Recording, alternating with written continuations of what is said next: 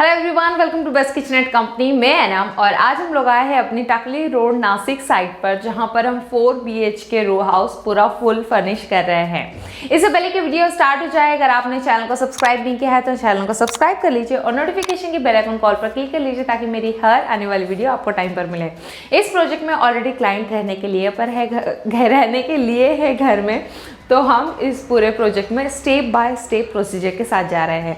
सबसे पहले किचन वाला पार्ट, आपको पता है खाना पीना हमें यहीं से मिलने वाला है, तो सबसे पहले हम किचन पूरा कंप्लीट कर दिया है। सेकेंड स्टेप में हम चिल्ड्रन रूम कंप्लीट करेंगे, देन उसके बाद स्टेप बाय स्टेप हम बाकी के रूम्स कंप्लीट कर रहे हैं। तो किसी भी प्रोजेक्ट को डिलीवर करने से पहले हम 3D प्लान के साथ जाते हैं, जिसमें आपका, हमारा इमेजिनेशन और बहुत सारे डाउट्स हमारे क्लियर होते हैं।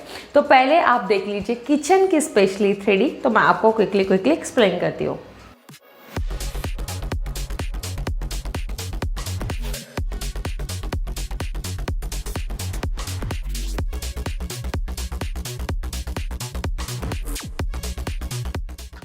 किचन आपने देखा हमारा बहुत ही अच्छा है और सिंपल सुपर एकदम डिसेंट लुक के साथ हमें जाना था, एकदम क्लियर कट एल शेप में हमारा किचन था। फैमिली के अकॉर्डिंग हमें जस्ट 5 बास्केट नेसेसरी थी, मिडल में एक पुलाउट नेसेसरी था। यहाँ पे ऑलरेडी कड़प्पे के शेल्फ थे, तो बार बार यूज़ और एक्सेस करने वाली सारी चीज़ें उन्होंने यहाँ पर ऑर्गेनाइज कर दी। कैबिनेट की क्लाइंट को कहीं पर कोई नीड नहीं है राइट नाउ। जब इन फ्यूचर प्लान रहेगा तो ऑब्वियसली ये रेडीमेड आइटम में हम कभी भी लाके अपने हिसाब से एडजस्ट कर सकते हैं। ऊपर बिल्डर की तरफ ऑलरेडी लॉफ्ट बना हुआ था, हमने जस्ट शटर देते हुए से हाइड कर दिया। तो वाइट लॉफ्ट हम मोस्टली सजेस्ट करते हैं क्योंकि ये ऊपर सीलिंग के साथ ब्लेंड हो जाता है, ज़्यादा हैवी नहीं लगता रूम में और पूरा मर्ज हो जाता है। राइट नाउ आप देख रहे हैं पूरे किचन में टाइल्स है जो कि मार्बल फिनिश वाली है, तो लुक वाइज काफ़ी अच्छा है किचन। पूरा ये है टाइल्स है। और जो हम किचन पे राइट नाउ जो हमारा काउंटर आप देख रहे हैं, काउंटर के जो ग्रेन्स है उसके ऊपर जो टेक्सचर है उसी को मैच करते हुए हमने कलर पैलेट डिसाइड किया हुआ है। यहाँ से हम सिंक वाले एरिया के पास से देख लेंगे। सिंक में हम मोस्टली जस्ट 2 शटर ऑर्गेनाइज कर देते हैं क्योंकि ऑब्वियसली वहाँ पे नीचे वाला जो भी स्टोरेज एरिया रहता है, डस्टबिन है और बाकी डिटर्जेंट वगैरह का मटेरियल है, हम वो सारी चीज़ें वहाँ पर स्टोर कर देते हैं। यहाँ पे हमारा एल कॉर्नर है, तो यहाँ पे ऑलरेडी क्लाइंट की तरफ से अंदर ग्रेनाइट डाला हुआ है, तो यहाँ पे हमने जो शटर देते हुए हाइड कर दिया और वो बाकी सारा बड़ा वाला स्टोरेज यहाँ पर करने वाले हैं। और ये वाला ग्रेनाइट पूरा अंदर तक है, तो यहाँ पर ये एल वाला ब्रैकेट भी पूरा कंटिन्यू हो गया। LPG इनका बाहर साइड पर है, तो वहाँ से ही वो सारी चीज़ एक्सेस होगी, तो हमें और स्पेशली एक स्पेस मिल गई। यहाँ पे हमारा कटलरी यहाँ पे इसीलिए दिया क्योंकि यहाँ पे कुकिंग वाला एरिया है, तो यहाँ पे कटलरी वाला आ गया। सारी बास्केट्स मूवेबल है, इजीली निकाल कर हम वॉश करके ड्राई करके रिटर्न अंदर डालेंगे। कटलरी जितनी ज़्यादा बड़ी मिलेगी उतनी ज़्यादा अंदर हमें कंपार्टमेंट अवेलेबल मिल जाते हैं, जिस हिसाब से हम इजीली उसे एक्सेस कर पाते हैं। सारी बास्केट्स में हमें 6 सपोर्ट मिल जाते हैं, वो भी यू बैंड के साथ, जिससे बास्केट की वेट कैपेसिटी काफ़ी ज़्यादा स्ट्रांग हो जाती है। स्पेशली कटलरी में हमें सिर्फ इस तरह की जाली बास्केट मिलती है क्योंकि इसके अंदर हम सारे बारीक बारीक आइटम्स रखते हैं, तो वो नीचे की तरफ मिसबैलेंस नहीं होते।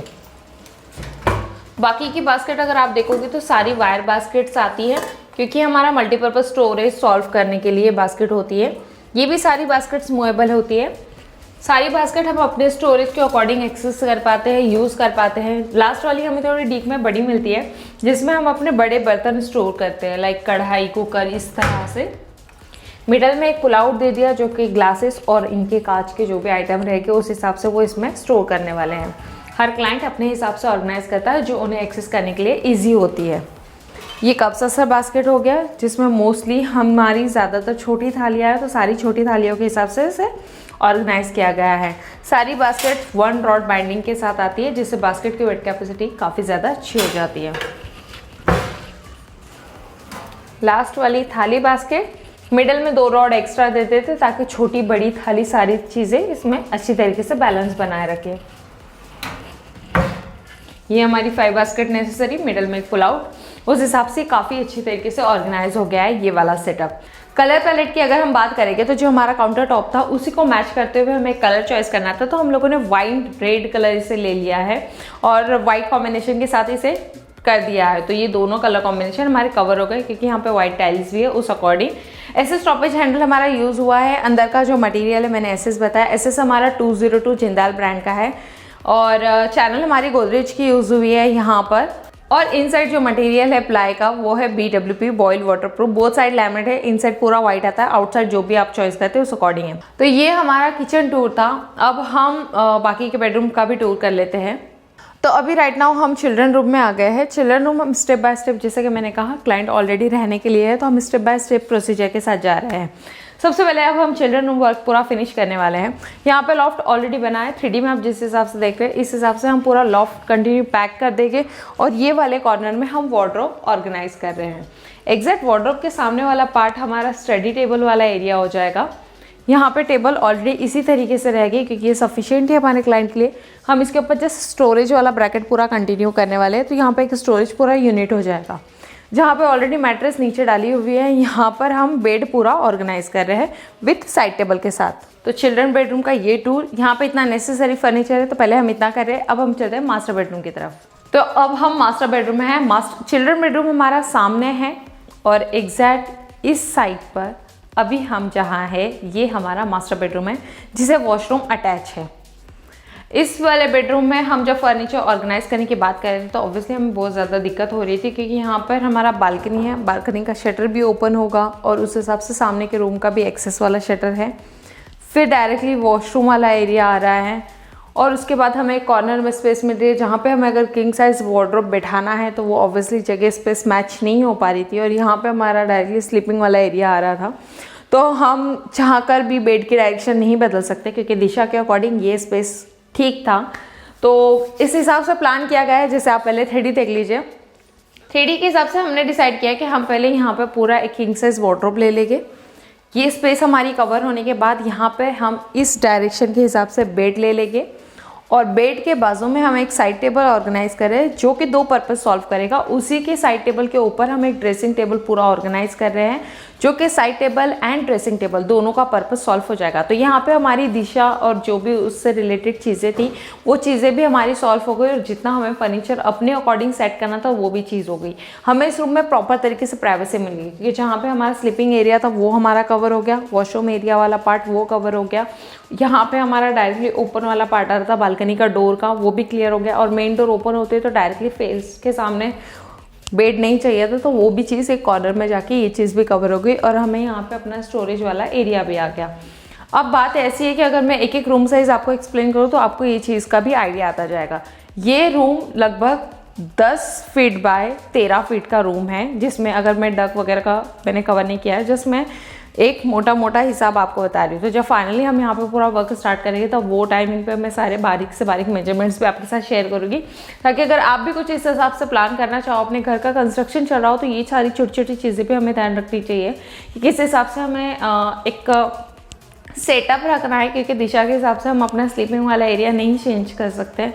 तो उस हिसाब से हमें वो भी सोचना पड़ेगा और एक हिसाब से अगर हमें उस रूम में स्टोरेज लेना है क्योंकि हमने पहले प्लान किया था कि अगर हम यहाँ मिडल में डायरेक्टली वार्डरोब और बेड वगैरह लेते थे तो ऑब्वियसली जैसे ही रूम के अंदर इंटर होते हैं तो वार्डरोब एकदम मुँह के सामने आएगा, या तो फिर अगर बेड की डायरेक्शन हम इस जगह पर लेते थे तो फिर डायरेक्टली अंदर आते वक्त बेड सामने की तरफ आएगा जो कि अनकंफर्टेबल था बहुत ही।